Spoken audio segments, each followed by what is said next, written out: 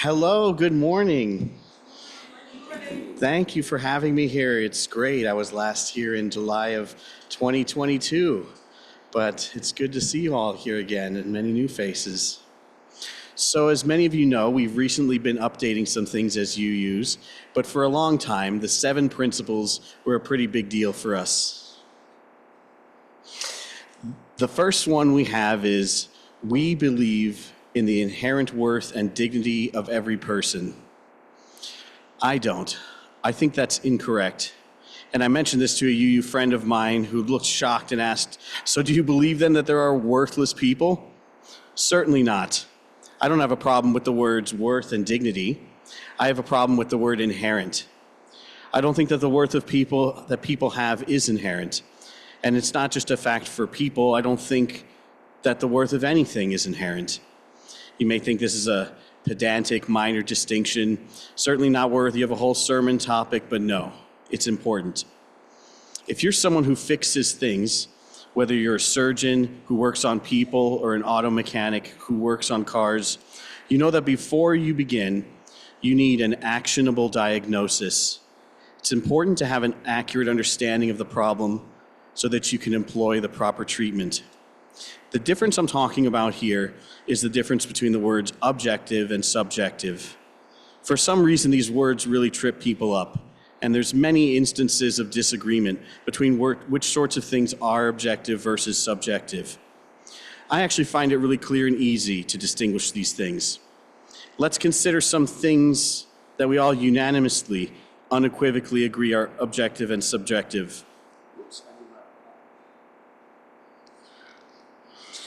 So, how many sugar molecules are in this apple? Right? That is an objective matter. We're talking about a property of the apple or of the object. And a subjective thing would be, how sweet does this apple taste? Now we understand that there's an implied additional part to that question, which is how sweet does this apple taste to this person or that person, to me or to you? And we confuse ourselves when we talk about the taste of the apple. You see, the taste isn't of the apple at all. We're not talking about something that is of the object, but rather of the subject. I'm sure we're all keenly aware of the fact that different people value other people differently. Indeed, the phrase Black Lives Matter is a response to the notion that some people apparently seem to think that Black lives don't matter or that they matter less.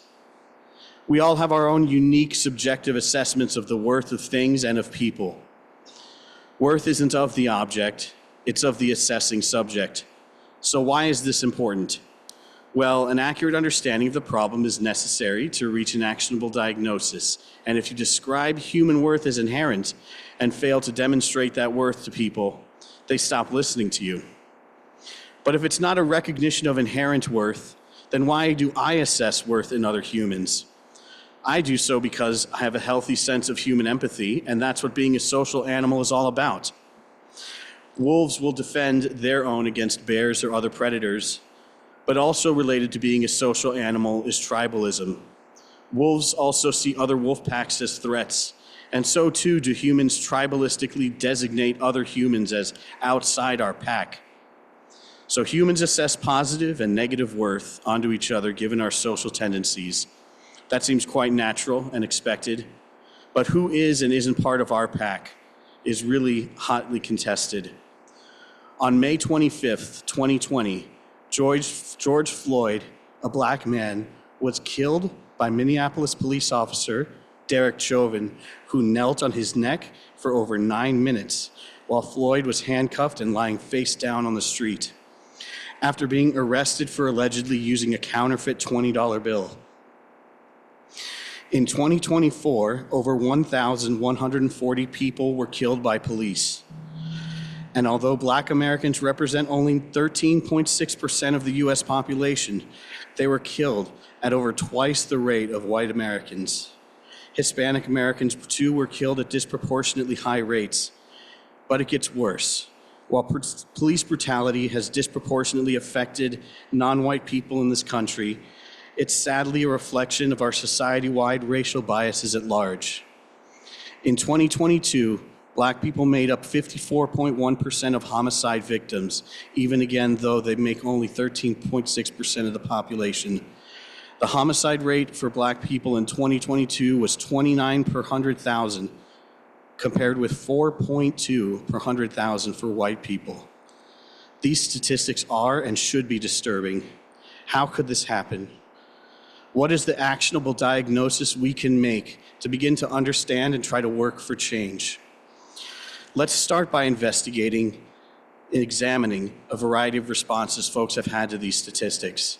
Of course, for most of us, our response is terror.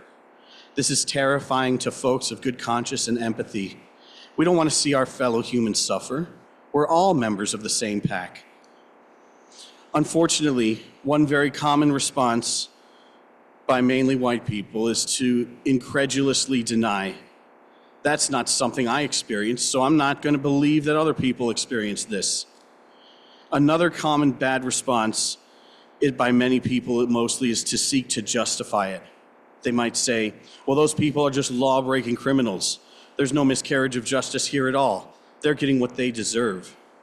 These are two examples of ignorance that are destructive to human well-being and directly in opposition to a just society.